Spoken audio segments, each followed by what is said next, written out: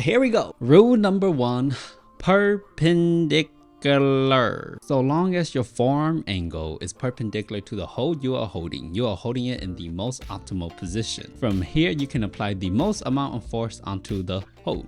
It doesn't matter if the hold is above you, to the side, or below. So long as you keep the rule of keeping your forearm perpendicular to the hold, you are in the most advantageous position to produce force. Now, to hold the holds, you have 3 main grip types that you can utilize. 1 is the open hand. Your fingers are in an open position and your fingertips are dragging onto whatever hold you are choosing to hold. This grip generally takes a little bit less energy to use because you're relying mostly on your tendons and skeletal structure to hold your body weight. 2, half crimp. You bend your fingers at a 90-degree angle. This grip arguably uses the most amount of energy because you have to use your forearm muscles to constantly keep your fingers engaged in this 90-degree angle. 3, full crimp. With your fingers at 90 degrees, you wrap your thumbs over your fingers, making the angle more acute. Feel free to use whichever grip you prefer. They all work pretty well, and it will depend on your anthropometry to see whichever one you prefer using. Crimps. The closer your fingers, the easier it is to apply force downwards. There's not much technique to holding crimps besides be strong. Rule number 2, elbows. Slightly bent elbows allows you to generate more force. A completely straight elbow makes it easier to hang in the position, while a completely locked off elbow keeps you in a very secure position. You will hardly ever fire off the wall if you're at a very secure angle of a full lock off. Slopers.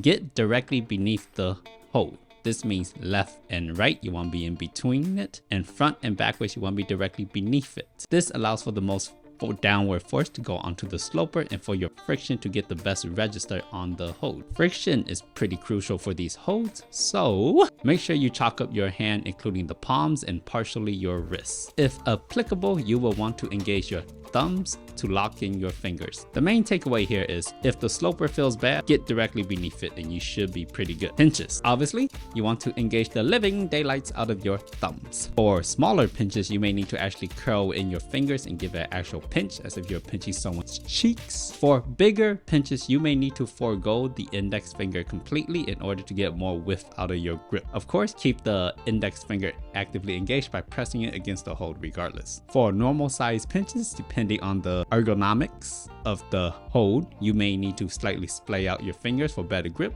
or keep them nice and compact, your choice. It's rather important to treat each individual pinch as if you were doing a big compression move.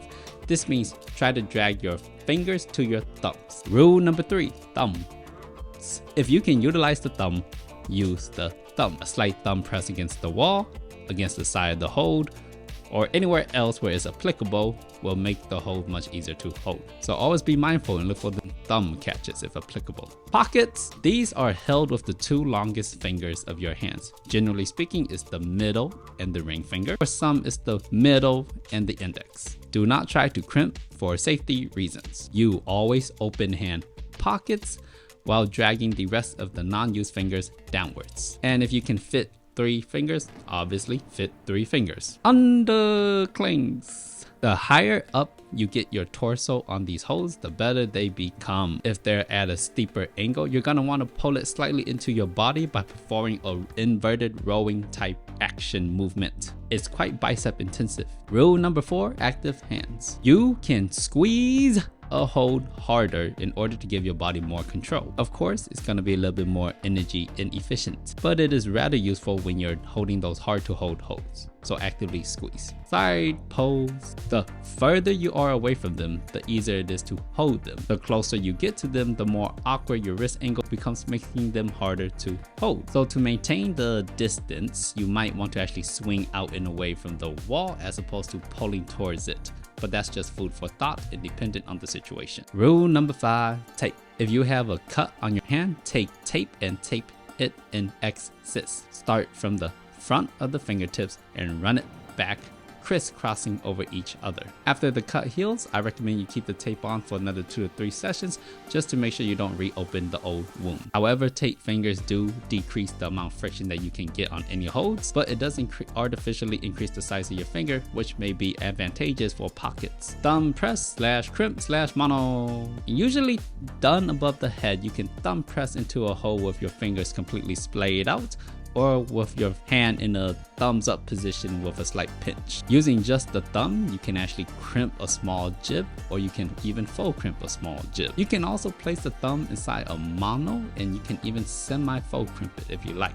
Rule number 6, skin. Skin is arguably the best friction one can apply to the holds. Specifically for big volumes and sloper type holds, you can smear the skin of your forearm onto the hold to acquire register. Of course, this may have caused some flesh wounds, but the grip is pretty good. Likewise, you don't want to wear big, baggy, long, lengthy, or tight-fitting sleeve-like clothing, for you might slip if you try to do this. Volumes. You can sometimes find the edge of a volume to be something that you can crimp. And for the totally fearless out there, you may even be able to squeeze your fingernails directly into the edge and crease of the volume where it meets the wall. Rule number 7, holes. Bolt holes are a great place to pinch using your thumbs.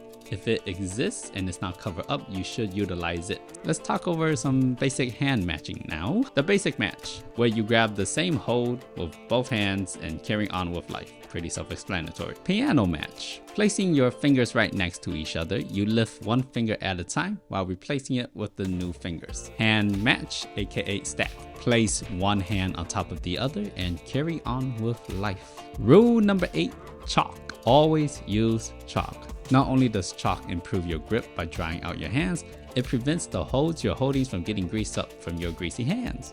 It's good. Houdini match. Normally done with pockets, jump one hand out while replacing up the other very swiftly, all in mid-air. Wrist match. Grab your wrists and pull up to the next hold. Hardly ever used, but when it works, it works. Rule number 9, brush. Brushing a hole will improve the texture and the friction upon it. This is especially true for slopers and big volumes. Also, don't forget to brush the footholds as well. But of course, when it comes to climbing, there will be times where you have to use particularly awkward hand grip positionings in order to send it. These were just the general basics, honestly. If you really want to understand how wonky some holds can become, I suggest you try outdoor climbing. It's a real difference out there. Thanks for watching, and I'll see you next time, partner.